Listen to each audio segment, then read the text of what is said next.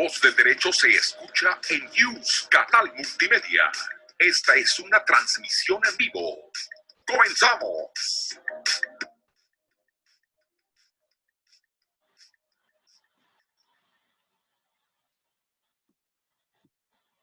¿Qué tal, queridos amigos? ¿Cómo están? Sean bienvenidos a su programa favorito, Rutas y Retos de Legalidad, donde todos los abogados aprendemos derecho día con día y también las personas que quieran aprender sus derechos y obligaciones recurren a este programa.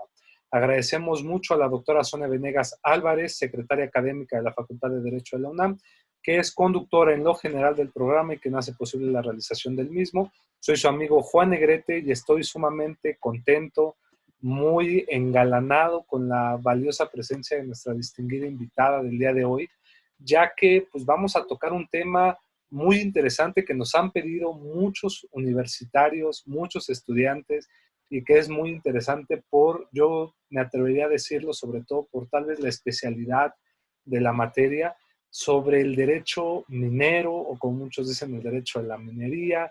Pues vaya, la licenciada Carla Castillo Estrada, nuestra gran invitada del día de hoy, nos va a explicar de este tema. Me gustaría decir unas líneas curriculares bastante cortas, porque si dijera toda su trayectoria nos llevaría, yo creo, 2 programas, queridos amigos, así que realmente estamos engalanados. Ella es egresada de la Escuela Libre de Derecho, cuenta con un diplomado en desarrollo de habilidades gerenciales del ITAM y diversos cursos, seminarios y foros en materia de energía. Desde hace 11 años trabaja en Grupo Peñoles, donde actualmente es gerente corporativo jurídico, minero y energía. Querida licenciada Carla Castillo, muchas gracias y sea bienvenida. ¿Cómo está? Muchas gracias por la invitación, pues muy honrada de estar aquí con ustedes y encantada de acompañarlos. Muchas gracias, Juan. No, pues vaya, nosotros estamos más que agradecidos y realmente pues ya ansiábamos este programa, licenciada Carla, gracias por su tiempo, por lo cual me gustaría, si pudiéramos iniciar, usted preparó una exposición, una presentación, por lo cual ya está para que la pueda compartir y pues le cedo Claro, el uso de la voz para que nos explique cómo entender este derecho minero, por favor.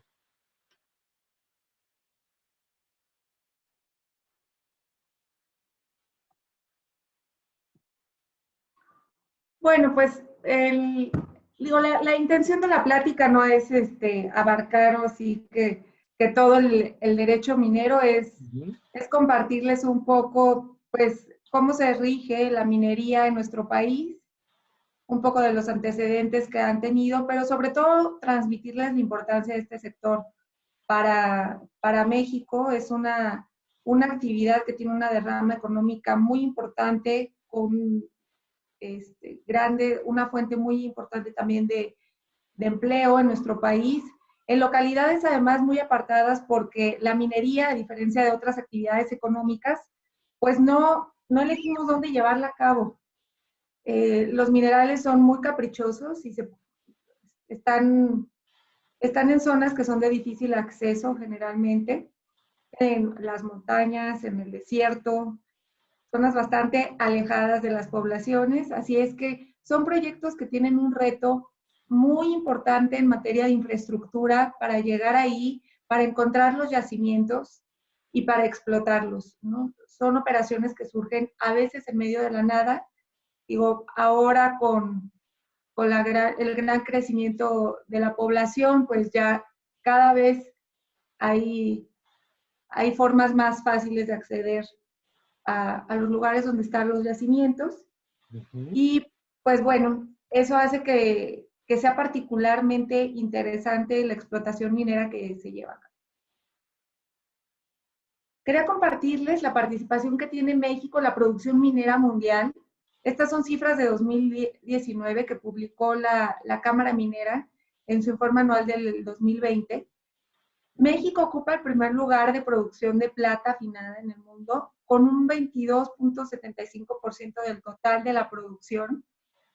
Ser el primer productor de este mineral, pues la verdad es que yo creo que es algo muy, muy importante para México. Y bueno, no me voy a detener en enlistarles el resto de los minerales, pero pues ocupamos segundos y terceros lugares a nivel mundial. En el caso del oro, el noveno. y esta es la participación que tenemos a nivel global. Perfecto. Me gustaría compartirles muy brevemente también los antecedentes legislativos, porque en el derecho minero, desafortunadamente, en el derecho minero mexicano, no contamos con mucha bibliografía al respecto. Y pues tampoco con una práctica como de derecho bastante desarrollada. Uh-huh. La Escuela Libre de Derecho se imparte en la Cátedra de Derecho Minero, pero no es una asignatura que lleven todas las facultades de derecho de nuestro país, y tampoco se ha desarrollado gran bibliografía. Digo, ahora con los recursos tecnológicos que tenemos, se ha publicado muchos artículos, pero no hay bibliografía en sí. Los antecedentes legislativos de la colonia son estos que les muestro aquí: las 7 partidas de Alfonso X, el ordenamiento de Alcalá, las ordenanzas reales de Castilla, la Real Cédula, las ordenanzas del Nuevo Cuaderno, y llegamos a las ordenanzas de la Nueva España que compiló Joaquín Velázquez de León. Esto es importante porque nos enseña como el régimen legislativo que ha seguido la minería. Como saben, a inicio de la colonia no teníamos una legislación propia, se fue desarrollando con el tiempo, por lo que la legislación que estaba vigente en España fue la legislación que tuvimos nosotros. ¿En qué consisten estos antecedentes? En obtener el común denominador de estos antecedentes legislativos es que se tenía que obtener el permiso del gobernador o el representante de los reyes, quien fuera la figura que correspondiera en cada época. Se tenía que obtener ese permiso y se tenía que hacer un pago de regalía a la corona española. Esta regalía fue variando con el tiempo, ya sea sobre un monto de producción o algún monto fijo de pago, o según el número de hectáreas dadas en concesión en la explotación. ¿Por qué son muy interesantes estos antecedentes? Porque en nuestra legislación actual y en la legislación de la gran mayoría de los países que llevan a cabo explotación minera, tienen este común denominador. A la fecha sigue siendo obligaciones y el esquema bajo el cual opera la industria minera. ¿Qué quiere decir? O sea, pagando regalías que ahora se convirtieron en derechos, pago de derechos, y pues el permiso, ¿no? Actualmente una concesión minera que vamos a ver. Qué interesante. La legislación minera de los siglos XIX y XX, para concluir con el tema de antecedentes, no se trata de extendernos mucho en este punto. La Constitución de 1857, nuestra Constitución política, omitió el designar la explotación de los recursos minerales como una facultad del Ejecutivo. Entonces, bajo la teoría de las facultades residuales, que es decir, lo que no fue reservado a la Federación, se entiende otorgado a los estados, es que la minería quedó bajo potestad de los estados legislar al respecto de la misma. En esta época, y debido a esa disposición, se generaron varios códigos estatales de minería en nuestro país, o varias leyes mineras también estatales.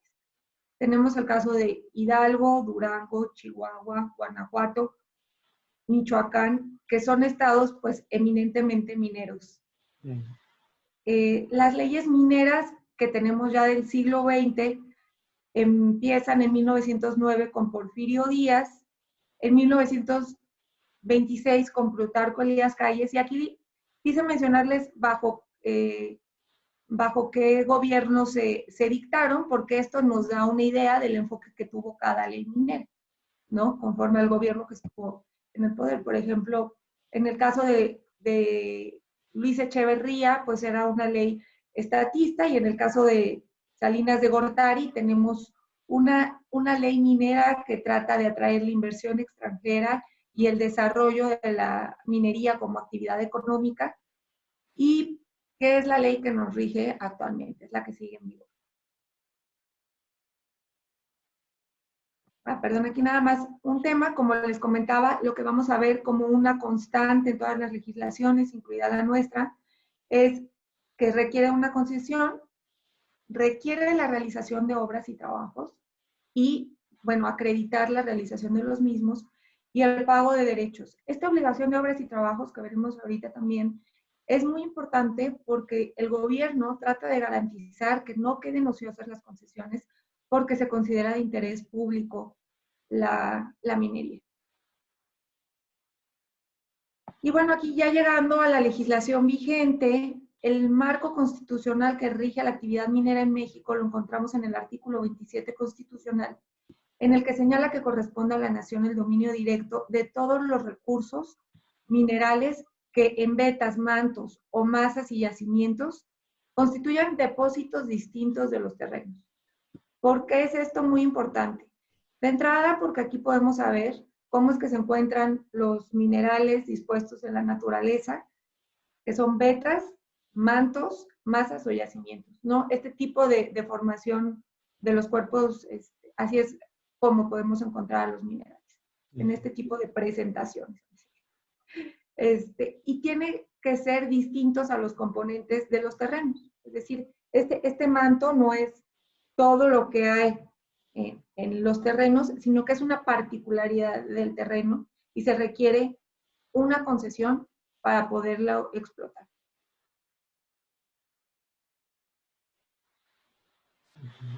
En los párrafos siguientes del artículo 27 encontramos que este dominio que tiene la nación es inalienable e imprescriptible y que puede ser explotado por los particulares o por sociedades que hayan sido constituidas conforme a las leyes mexicanas, mediante concesiones otorgadas por el Ejecutivo Federal. El Ejecutivo Federal es el encargado de administrar estas concesiones a través de la Secretaría de Economía y que a su vez tiene la dependencia de la Dirección General de Minas. Como les comentaba, bueno, pues el marco constitucional en esta ocasión, en el artículo 73, sí reservó esta facultad para el Ejecutivo Federal, haciendo con ello que la minería sea de carácter federal en nuestro país. El Congreso tiene facultades para legislar sobre minería y también para establecer las contribuciones y derechos por la explotación de estos recursos naturales. Y bueno, aquí ya descendemos a lo que es la ley minera que tenemos vigente, que es la del 26 de junio de 1992. Y quiero compartirles cuáles son las disposiciones generales de esta ley. Primero comentarles que es una ley, en mi opinión, sí es opinión muy personal. ¿Sí? En mi opinión es una ley bastante simple. O sea, si agarramos la ley del equilibrio ecológico del medio ambiente, que es un tratado de derecho, sí, y un catálogo de definiciones, pues no por eso malo, solo distinto. Esta ley es verdaderamente corta y muy, muy sencilla.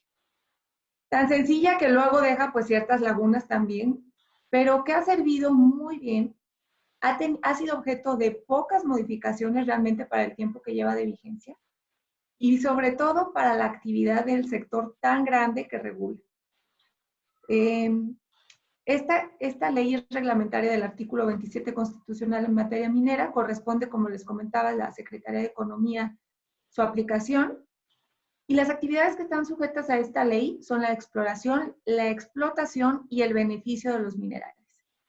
En el artículo 4 de la ley minera van a encontrar cuáles son las sustancias que sí son concesibles y cuáles las que no. Es un catálogo de los minerales que están que son objeto de esta ley. Dichas actividades, conforme a la ley, son de utilidad pública y son preferentes sobre cualquier uso del terreno superficial. La reforma energética que tuvimos en 2014 le dio preferencia a hidrocarburos y energía eléctrica sobre la materia minera. Esta reforma es una reforma importante, pero cabe mencionar que para efectos prácticos pueden coexistir pues bastante bien estas actividades, por lo que se ve muy difícil que pueda haber como contraposición, ¿no? O sea, que se tuviera que elegir entre alguna de ellas. Si acaso en hidrocarburos podría haber alguna, pero técnicamente puede ser salvada, ¿no? Se tendrá que demostrar que hay una imposibilidad técnica para que coexistan estas actividades y les digo, pues prácticamente en electricidad se ve muy difícil, sobre todo si es operación de mina subterránea, a diferencia del tajo abierto. El tajo abierto es la operación en la que desaparece toda la superficie, se va haciendo un hoyo y la explotación se va sacando todo el mineral con camiones de especie de volteo a mi cuenta. Y la de cielo y las minas subterráneas, bueno, pues se hace toda la excavación a través de rampas y actualmente rampas y tiros. Se hace toda la excavación y realmente el terreno superficial sufre poca afectación. O sea, si van ustedes a Zacatecas, pues puede ser que estén arriba de una mina y ni siquiera lo saben. Se enteren. Así que el terreno superficial puede seguir. Digo, les puedo compartir la profundidad de una de nuestras minas, de una de las minas del grupo en Zacatecas, pues ya de rebasar los 1,200 metros. Entonces realmente pueden tener una ciudad por debajo de túneles y seguir siendo completamente sostenible el uso del terreno. Sí. Esta ley también regula el Servicio Geológico Mexicano. El Servicio Geológico Mexicano es una entidad, un organismo público descentralizado, tiene personalidad y patrimonio propios, un patrimonio muy limitado porque pues básicamente se limita a las primas por descubrimiento. ¿Qué quiere decir esto? El Servicio Geológico Mexicano está encargado de explorar los recursos minerales que tiene México, genera información geológica de nuestro país, es un asesor especializado para el Ejecutivo Federal en esta materia y tiene una asignación minera. Ahorita vamos a ver las diferencias con la concesión. Tiene una asignación minera en la que durante 6 años puede llevar a cabo la exploración. El Servicio Geológico no explota, no lleva a cabo explotación alguna, solo tiene la facultad de explorar por ley. Perfecto. El Servicio Geológico vive de estas primas. Cuando descubre algo, hay 3 opciones. Si es de interés, lo saca a concurso para que los particulares puedan explotarlo. No hay ninguna entidad pública que lleve a cabo explotación en nuestro país. Ninguna entidad gubernamental lleva a cabo explotación. Para que alguna entidad, alguna persona, ya sea física o moral, mexicanas, puedan explotarlo. Y lo saca de ese concurso, lo deja como terreno libre si no lo encontró de interés, o si es de tal relevancia para el país, se convierte en una reserva minera para nosotros. Y bueno, aquí ven las diferencias de las 3 figuras que regula la ley minera: la concesión, la asignación y las reservas. Las reservas son estas que les comentaba. La concesión es para exploración y explotación. El beneficio, que es el proceso minero, es exploramos, explotamos y beneficiamos el mineral. El beneficio ya lo lleva después a una refinería y ahí ya es la transformación final de los metales, ya para convertirse en materias primas, en sus distintas presentaciones. La exploración y la explotación es una sola concesión. En las leyes anteriores se distinguía, tenía que pedir uno una concesión para explorar y una para explotar. Ahorita se pide una sola concesión y pueden hacerse las 2 actividades y sobre todo los minerales que se encuentren en el área concesionada. Se lleva a cabo por personas físicas mexicanas, ejidos y comunidades agrarias, pueblos y comunidades indígenas y las sociedades mexicanas. Esto es importante porque estas son las personas que tienen capacidad para ser titulares de concesiones mineras. Ojo aquí, el hecho que digamos que son sociedades mexicanas no quiere decir que la inversión extranjera esté restringida. Está abierto al 100% la inversión extranjera, o sea, una sociedad mexicana puede tener el 100% de inversión, pero requiere ser una sociedad mexicana. Y las personas físicas, aquí sí está limitado. Solo mexicanos pueden ser titulares de concesión. La vigencia de nuestras concesiones es de 50 años prorrogables, siempre y cuando se pida con 6 años previos al vencimiento de la vigencia. ¿Y por qué se entienden estas vigencias de tantos años? Son proyectos que requieren de una inversión muy, muy importante para el arranque. La exploración es altamente costosa. Y para ver el retorno, pues son proyectos que tardan mucho en madurar, La obra minera requiere bastante tiempo también para desarrollarla. Y bueno, en los antecedentes de cómo se llevaban a cabo estos trabajos, pues pueden ver la razón de estos 50 años. La asignación, el único que puede ser titular de la asignación, como les comenté, es el Servicio Geológico Mexicano, con los fines también ya mencionados, y con una vigencia de 6 años que son improrrogables para el Servicio Geológico. Las reservas mineras son de utilidad pública y para satisfacer las necesidades del país. Se establecen por decreto del Ejecutivo Federal y la vigencia se termina cuando son desincorporadas a través del mismo mecanismo. Requiere de un decreto del Ejecutivo. Cualquier pregunta, por favor, con gusto interrúmpeme y la platicamos. Perfecto, licenciado. Bueno, me gustaría aquí hacerle una pregunta antes de entrar precisamente a lo de las concesiones. No sé si se vaya a contestar tal vez en la misma presentación, pero una de las cosas que me llama mucho la atención es cuando ya encuentran por así decirlo, una zona de exploración que puede ser explotada como una mina porque tiene plata, no sé, tiene mucha plata, ¿no? En este caso, como el gobierno no puede llevar a cabo la explotación de este mineral, estas concesiones públicas que se hacen a concurso sería como más o menos como lo conocemos como una licitación pública, tal vez, o es otra cosa completamente diferente. Mira, literalmente el procedimiento es un sorteo. O sea, cuando te digo sorteo es, lo citan a las 9 de la mañana en la oficina, es a través de una convocatoria. 9 de la mañana en la Dirección General de Minas. Tienes que llevar tus solicitudes para entrar en el concurso, tu pago de derechos para entrar en el concurso.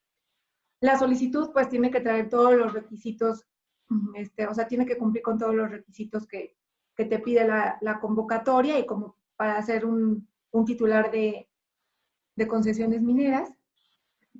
Y literalmente entra a una rifa. Okay. O sea, entra a un sorteo y el ganador se queda con el... obviamente, pues mientras más solicitudes puedas meter, es como mientras más boletos puedas comprar, ¿no? Okay. Bueno, Pero cuando te digo sorteo, literalmente estamos hablando de un sorteo.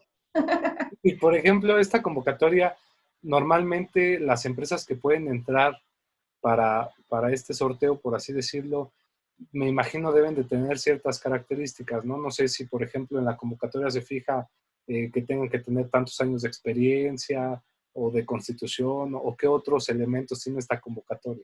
Sí, fíjate, bueno, pueden participar personas físicas y personas morales, tienen que estar constituidas como sociedades mineras.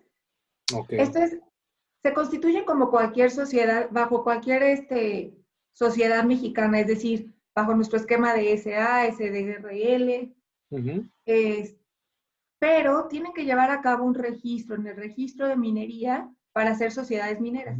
O sea, no es que sean sociedades mineras como no existe una sociedad minera. Sí, que naciera mercantilmente. Ajá, exacto. No, sino que obtiene un registro en el que su objeto, la Dirección General de Minas, el registro público a través del registro público de minería, que está adscrito a esta dependencia, hace el registro como sociedad minera, ya que haya verificado su objeto y no piden una garantía tampoco, una garantía económica o algo que te haga, tienes que manifestar que tienes la capacidad técnica y económica para llevar a cabo la explotación, pero no te piden acreditar esa capacidad económica, ¿no? Al menos, o sea, manifiestas pues, la experiencia que tengas. Pero estas solicitudes, te digo, como toda nuestra legislación minera, son procedimientos bastante prácticos. Ok. Entonces, sin mayor requisito. No sé si queda con eso contestada tu pregunta. Sí, muy bien. Digo, otra pregunta que ahorita me surgió es, supongo yo que en materia de minería, sobre todo en México, no son muchas las empresas o personas físicas, que dudaría un poco de personas físicas, que realmente se dediquen mucho o tengan la capacidad económica y técnica para dedicarse al sector minero, ¿o sí? Sí, no lo son. O sea, mira, nuestro país tiene pequeños mineros, gente que tiene toda la experiencia en el sector, pero sí definitivamente, o sea, ni juntando pequeños mineros o grandes consorcios, pues tienes un público enorme. Es un sector limitado. ¿Por qué? Porque aunque seas pequeño minero, pues la inversión inicial es importante. O sea, es la exploración que se lleva a cabo a través de barrenación, pues un solo barreno que para explorar te puede salir en miles de dólares, ¿no? Pero es un Un solo barreno barreno. sería la maquinaria o el procedimiento. Y un barreno es, lo voy a decir pues de manera muy Sí, burda, o sea, claro. esperando ser clara. Haz una especie de popote que entra en el piso a través de una perforadora y saca una muestra, que es un cilindro, una muestra de tierra, como si sacaras con una jeringa la muestra la muestra de la tierra. Pero pues de entrada lo tienes que hacer a miles, o sea, a varios metros de profundidad, no a miles, pero sí a varios metros de profundidad. Eso es un barreno y esa es la técnica con la que se hace la exploración. Perfecto. Se complementa con otras cosas, con estudios aéreos, o sea, con fotografía aérea, con análisis geológicos, también pues con estudios previos de la zona. Y el barreno ya te da la información ya muy detallada de lo que puedes encontrar de reservas ahí. Que incluso así puedes tener desviaciones. O sea, todo ahí se queda en estimaciones. Perfecto. Tienes resonancia magnética, tienes sonares para O sea, identificar. realmente sí es complejo adentrarse a todo esto, ¿no? Sí, Técnicamente, vaya. sí. La verdad es que es un equipo de trabajo muy interdisciplinario, ¿no? Geólogos, ingenieros, se vuelve un equipo muy interesante de trabajo y pues por eso mismo se requiere de una infraestructura importante. Y la obra minera pues es una excavación que requiere también voladuras, permisos de explosivos. Entonces, inicialmente tú podrías ver, y esto es muy interesante porque tú podrías ver la legislación minera y los requisitos, ustedes lo van a ver ahorita, que pueden ser muy elementales, ¿no? Dirías, no, bueno, pues cualquiera cumple este listado, pero este listado es el paso 1 de todo lo que tienes que cumplir después, porque las reglas en materia de medio ambiente, de trabajo, porque es una actividad de riesgo y que tenemos que cubrir, son bastante robustas también.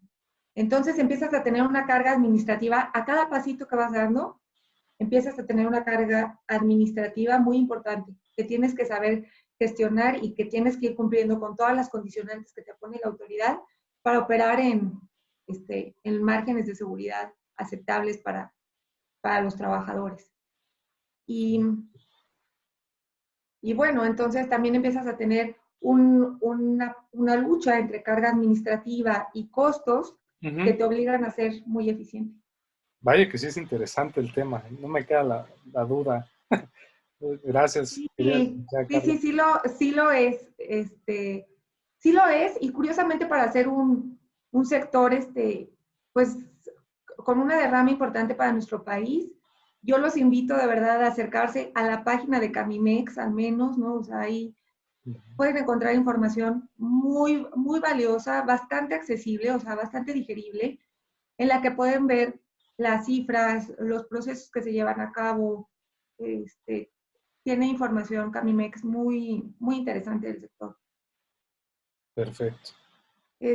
Bueno, tratando ya de las concesiones mineras, les comento que esta concesión se refiere a un lote minero que está definido por la ley como un sólido de profundidad indefinida, porque hacia abajo no establece un límite la concesión. Cuando la otorgan sobre la cara superior de la superficie del terreno, que es donde se mide la superficie que abarca la concesión otorgada. Se establece una mojonera, que es el punto de partida.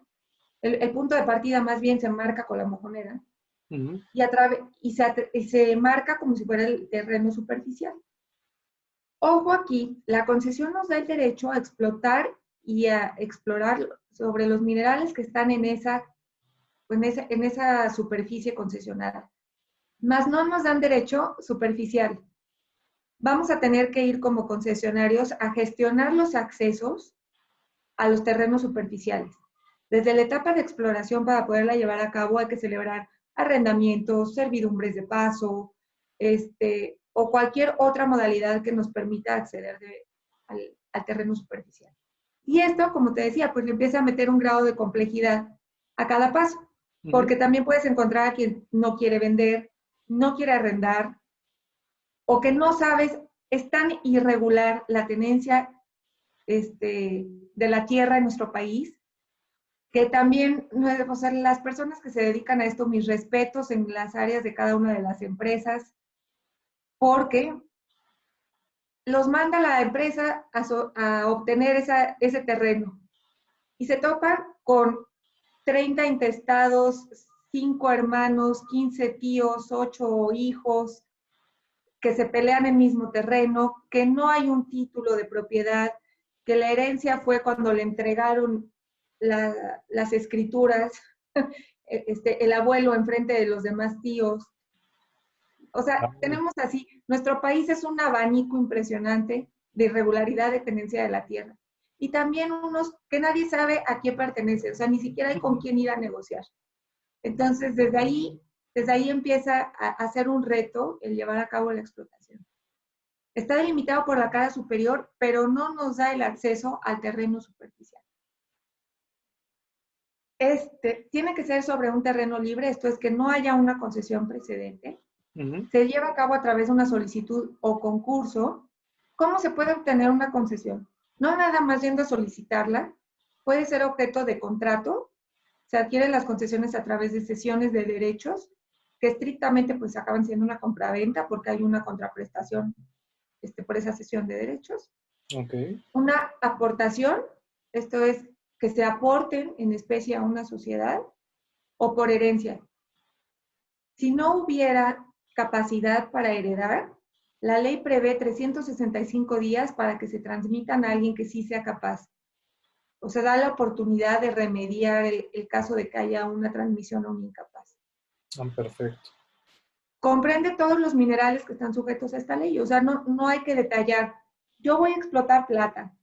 Si encuentras plata y cualquier otra cosa que la acompañe, como el zinc, por ejemplo, donde hay plata generalmente hay zinc, tiene uno derecho a explotar todos los minerales que se encuentren ahí. Los derechos que confieren las concesiones mineras, pues son de disponer de los productos minerales, o sea, lo que encontremos es nuestro, una vez que lo tumbamos. Esta es la teoría, que es solo una teoría, no lo van a encontrar como tal en la ley. ¿A partir de cuándo se vuelve propiedad del particular el mineral? Porque pues constitucionalmente es propiedad de la nación. Así es. Entonces, la teoría del desprendimiento es que cuando el concesionario quita de donde está el yacimiento, el manto, donde quita el mineral de ahí, que ya lo desprendió del cuerpo al que pertenecía, a partir de ese momento es suyo. Y esto cobra relevancia para efecto de responsabilidades.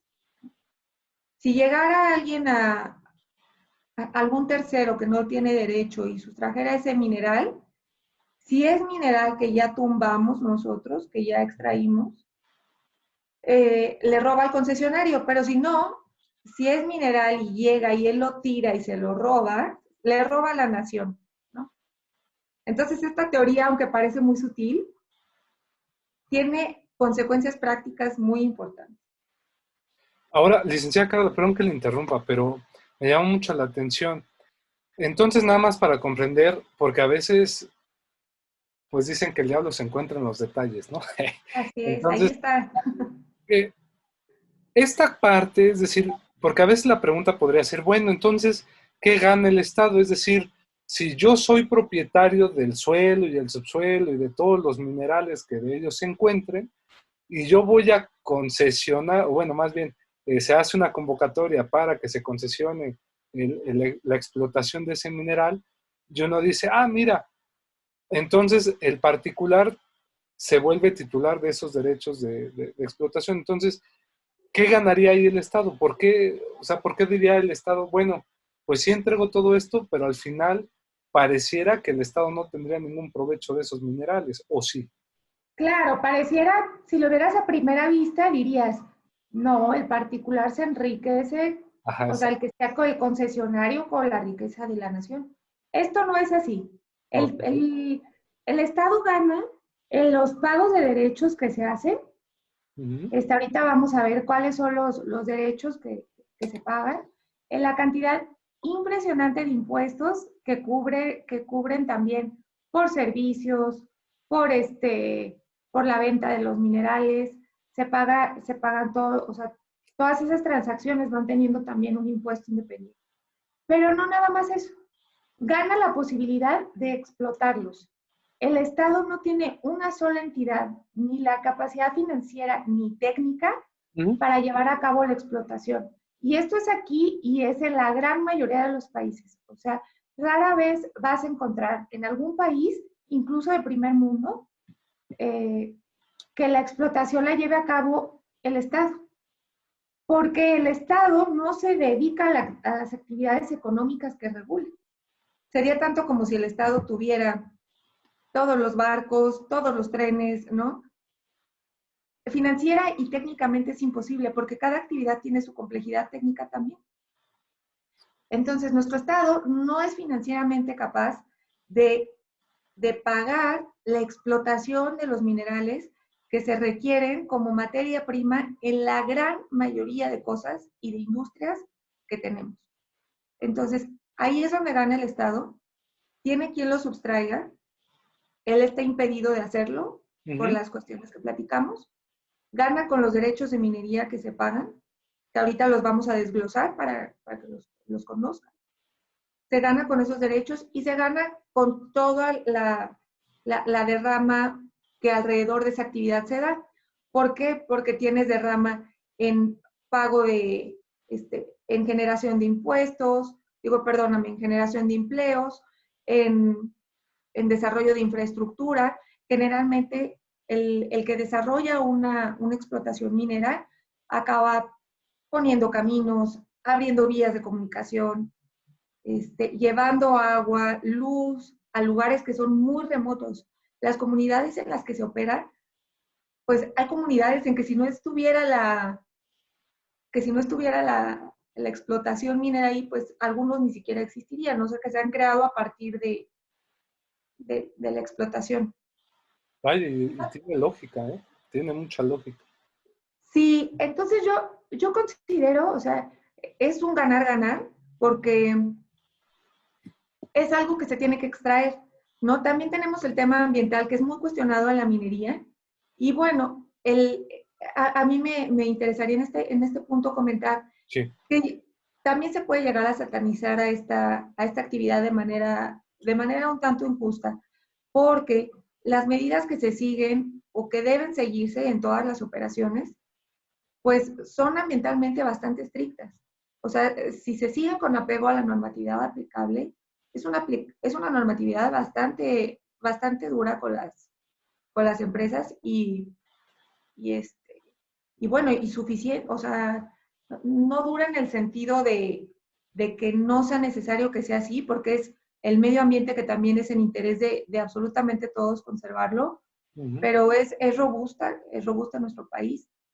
Entonces, bueno, realizar estas obras y trabajos de exploración y explotación, que tenemos estos derechos, pero pues conllevan muchas obligaciones. Los permisos de explosivos regulados por Sedena, o sea, esta es una actividad controlada. Reducir y desistirnos, agrupar y unificar las concesiones. Estas ya son, podríamos abundar en este punto de que implica una reducción, un agrupamiento y una unificación. Es lo que podemos hacer con las concesiones. Si tengo varias, las puedo agrupar para que administrativamente solo compruebe una. Ujú. Las puedo unificar, que con esto sí cambia. O sea, en la agrupación conserva cada una la individualidad, cada concesión, y en la unificación desaparecen. O sea, como su nombre lo dice, se vuelve nada más uno. Y Ok. puedo reducir. Si pedí una extensión muy grande, puedo reducirme ya cuando vea cuánto es lo que efectivamente voy a tener. Luego puedo transmitir también la titularidad de los derechos y de los derechos que tengo. Este es un punto que me gustaría decirles que hay una libertad absoluta para transmitirlos. No se requiere de una autorización previa para su transmisión, lo que hace que la misma sea muy dinámica. O sea, es en pro de la industria que si se requiere transmitirlos a otro titular, se puede llevar a cabo sin necesidad de pasar por una autorización previa gubernamental. Lo que sí se requiere es una inscripción en el Registro Público de Minería para que se mantenga ese control de quién es el titular y porque pues esto hace que sean oponibles ante terceros dichas transmisiones. Excelente.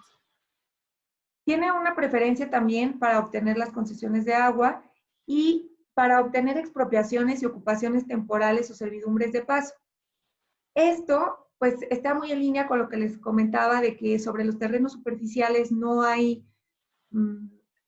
se otorga la concesión. Entonces, estamos obligados a ir a buscar ese acceso, pero sí tenemos una preferencia para obtener una ocupación o una expropiación. Son procesos muy largos. Las expropiaciones, me parece que hace 2 sexenios, no, o sea, no en sentido figurado, sino hace 2 sexenios no sale una expropiación, no se otorgan expropiaciones en este sentido. Y las ocupaciones temporales se pueden obtener, pero son muy difíciles de llevar en la práctica, porque requieren para su ejecución pues, del auxilio de la fuerza pública. Y hacer eso cada día para querer entrar a una unidad minera, pues es poco viable.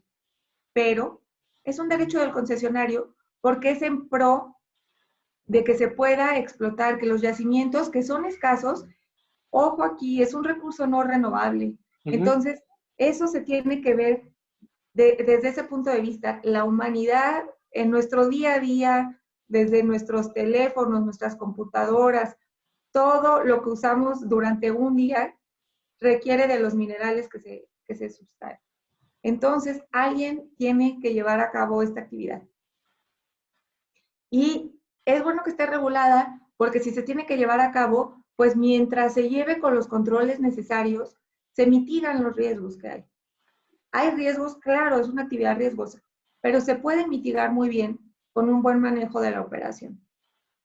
Y el obtener la ocupación temporal es porque a veces el que es titular del terreno, luego el que se está oponiendo ni siquiera es titular, o sea, no tiene ni siquiera un mejor derecho.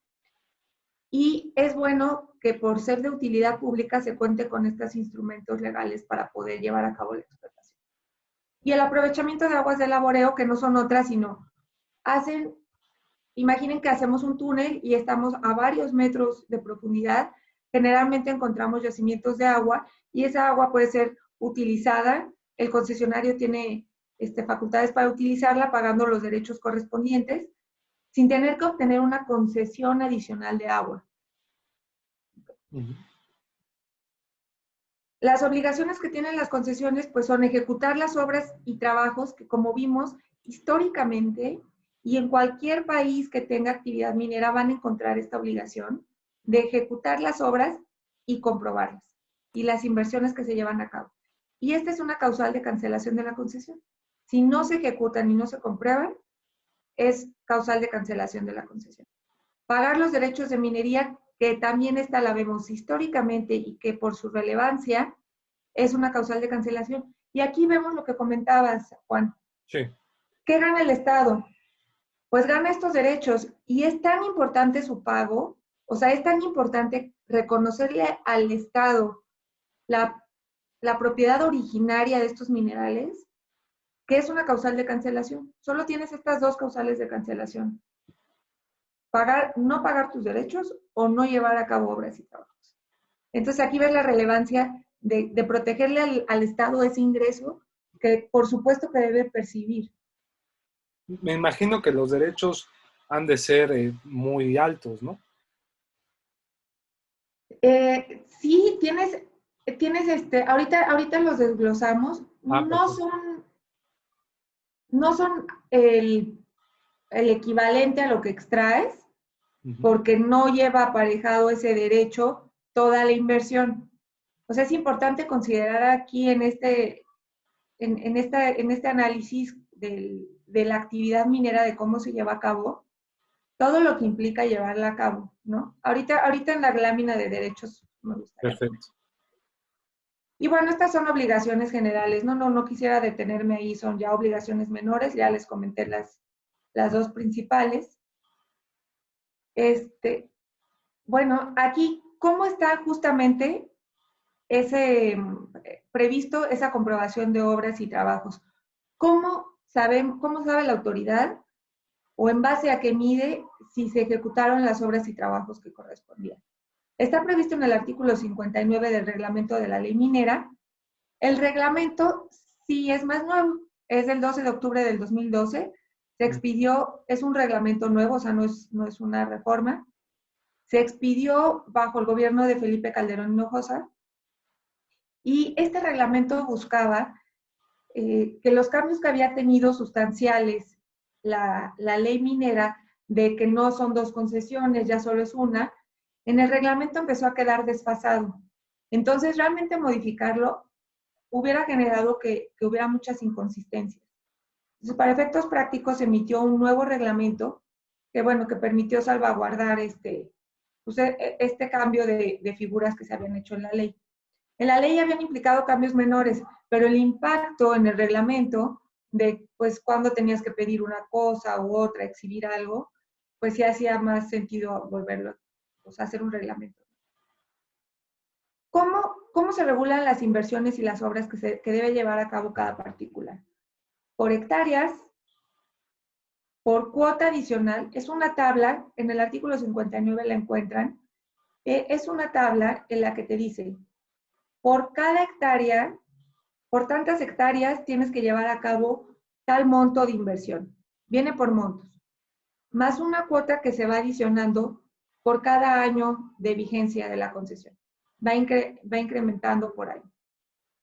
Y se actualiza anualmente con el índice de precios a consumidor.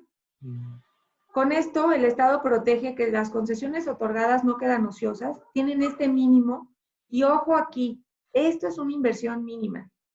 Generalmente se sobrepasan, ¿no? Salvo aquellas que estén ociosas, pues esas sí tienen problemas para estar viendo cómo comprueban obras. Pero si tú tienes una obra minera, con esa te alcanza para el año. Y llegamos al punto que comentabas, ¿no? Espero que con esto quede claro, si no, con muchísimo gusto platicamos del pago de derechos.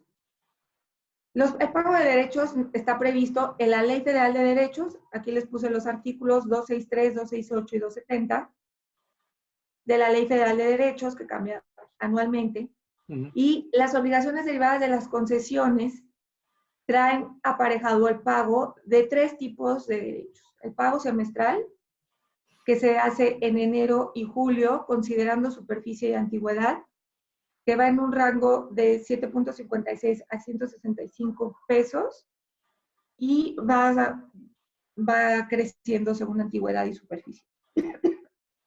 Dentro de estos rangos. Ojo, aquí hay que considerar que las concesiones se dan sobre miles de hectáreas, al menos cientos, ¿no?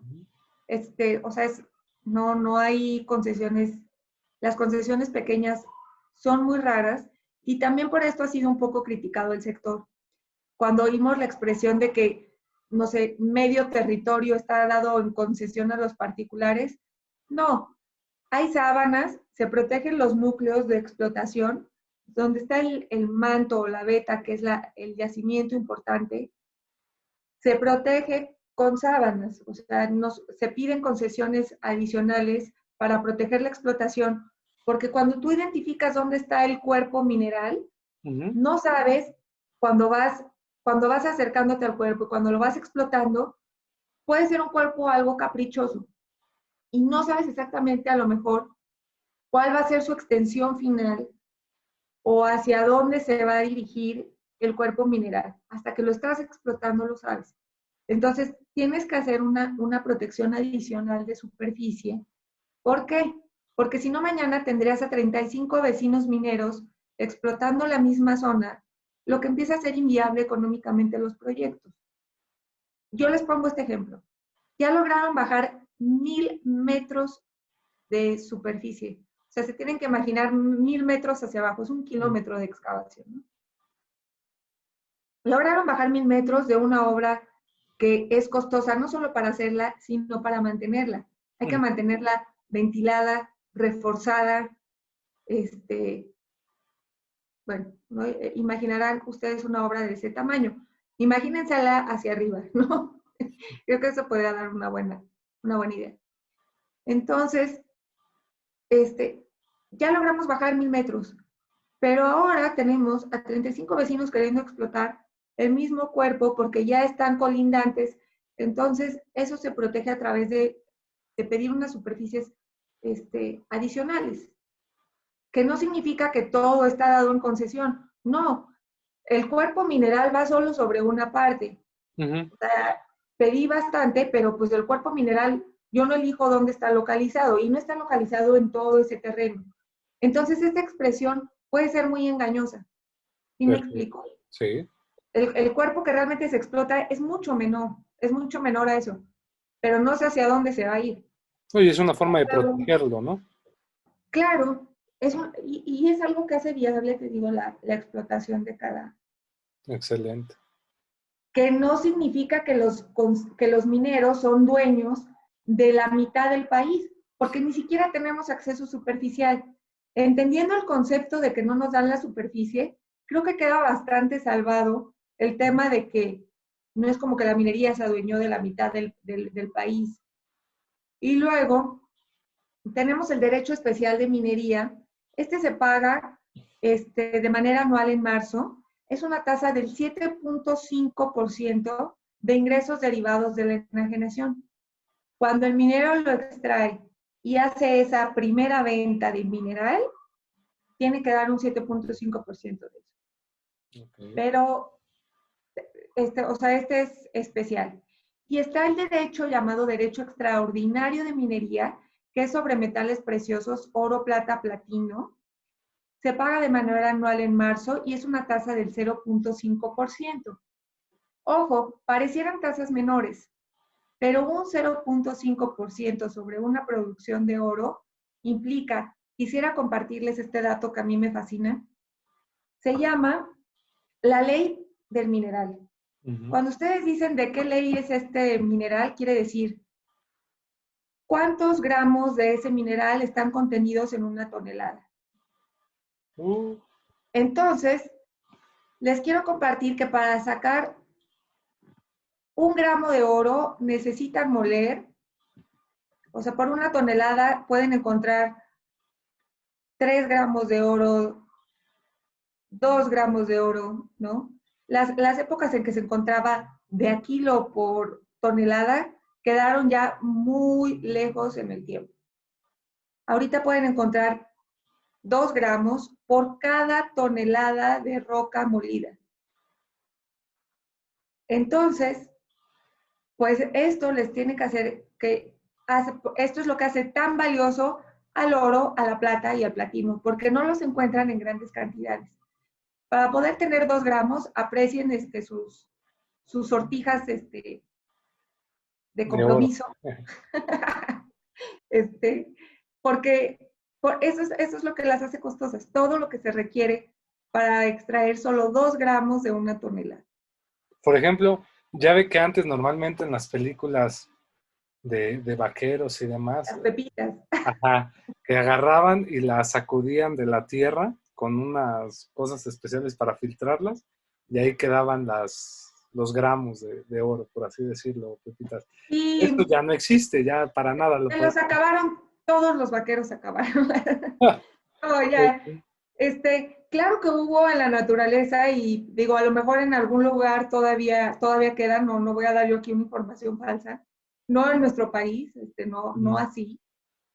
Y pues, y también desmentir un poco el mito de que sale la pepita dorada de oro, ¿no? Ah, perfecto. Ustedes pueden tener gramos de oro en su mano y es tierra negra, cuando ya está beneficiada, o sea, cuando ya está extraída, y el proceso de refinación ya es el que lo hace dorado.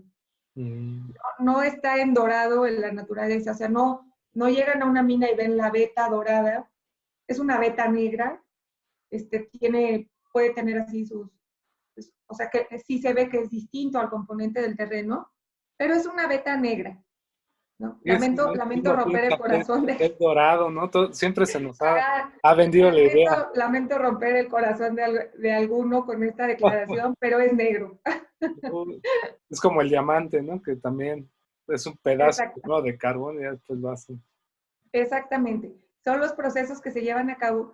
Y volvemos al mismo punto. Todo este proceso industrial es muy complejo.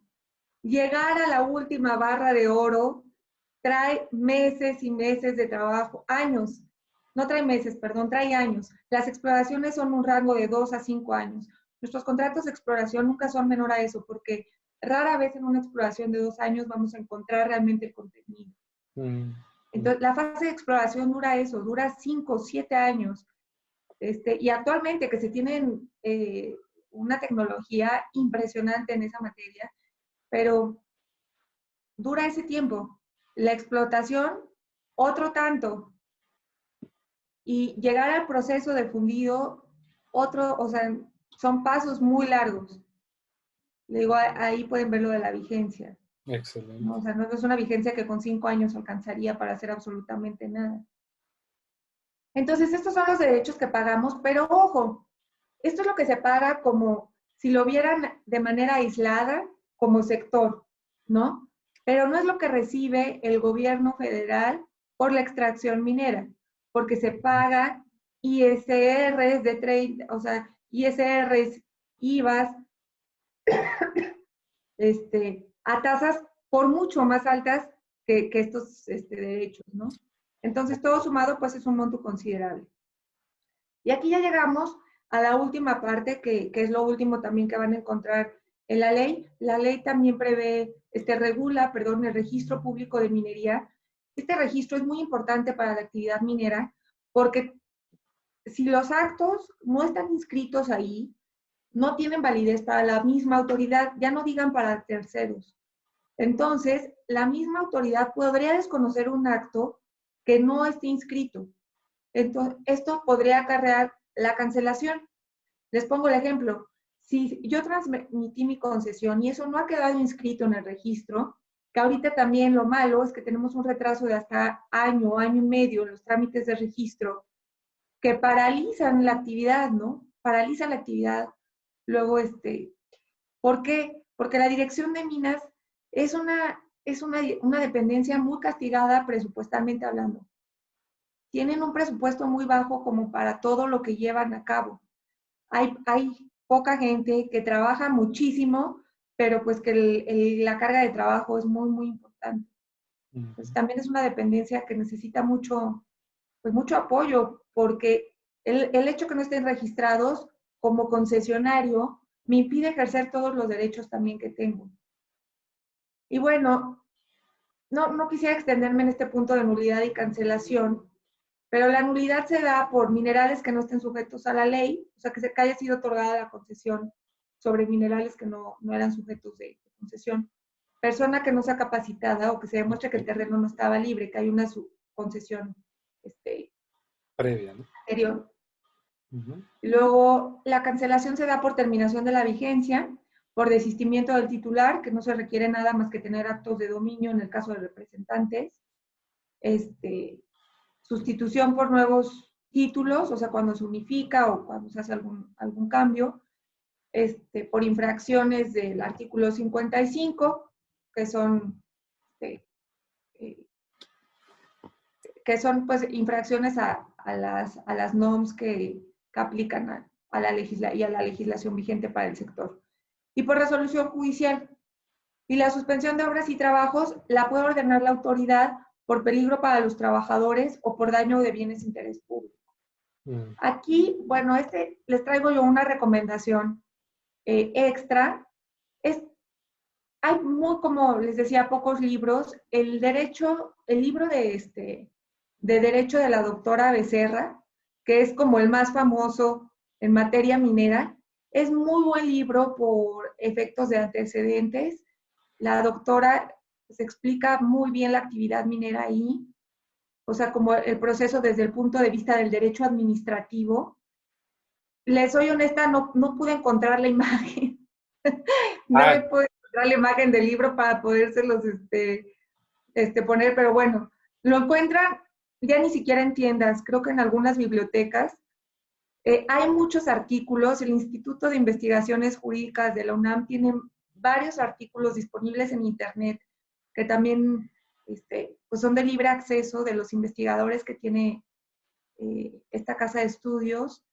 Y esta obra jurídica enciclopédica que sacó la Libre con motivo de su aniversario, invitó a estos autores, al doctor Federico Kunz, que es quien imparte la cátedra de Derecho Minero en la escuela, a Karina Rodríguez, que también imparte la cátedra junto con el doctor Federico Kunz, que tiene amplia experiencia como abogada minera en el país, y Juan Pizarro Suárez también elaboró ahí un artículo. Este de Derecho Minero tiene 4 artículos, 4 estudios, y la ley minera comentada y concordada que hicieron también Federico Kunz y Karina Rodríguez,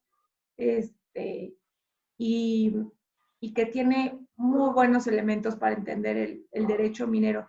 Se los recomiendo ampliamente, pues, y quedo a sus órdenes. Sería todo por mi parte la exposición. muchas gracias, querida licenciada Carla. Realmente, pues nos deja muchas dudas contestadas, sobre todo para entender realmente cómo está hoy por hoy el derecho minero en México y cómo se compone. Digo, yo sé que es un ejercicio titánico que en poco tiempo nos haya explicado algo que pues en la práctica es inmensamente amplio, ¿no? Pero le agradecemos mucho. Nada más una duda es, ¿podría repetirnos nada más para que quede, para que la gente lo busquemos? El libro de la doctora, que no sé cómo se llama, es sobre derecho minero y la doctora... Sí, Derecho Minero, doctora Becerra, perdón que no recuerdo el nombre y no me gustaría darles como, pero no hay muchos, o sea, es la única doctora. Pero se apellida Becerra. Derecho Minero y es de Porrúa, Ah, excelente. Digo, pero no lo van a encontrar en ninguna librería, o sea, literalmente solo están ya en bibliotecas, o sea, no es un libro no lo entiendo, o sea, está desactualizado porque pues fue un hace libro. muchos años. Ajá, pero es un antecedente extraordinario para ver pues, los antecedentes de nuestra legislación. Excelente. Y por ejemplo, ¿qué nos diría usted si yo le preguntara qué requiere un abogado para ser un abogado minero? Es decir, ¿qué tiene que saber? ¿Qué tiene que estudiar el abogado minero? El abogado minero tiene que dejar sus zapatos de abogado minero, Ajá. ponerse sus botas y su casco y hacerse muy buen amigo de los ingenieros. Esto se los doy como consejo de verdad. Eso es lo que requiere el abogado minero para ser minero. ¿Por qué?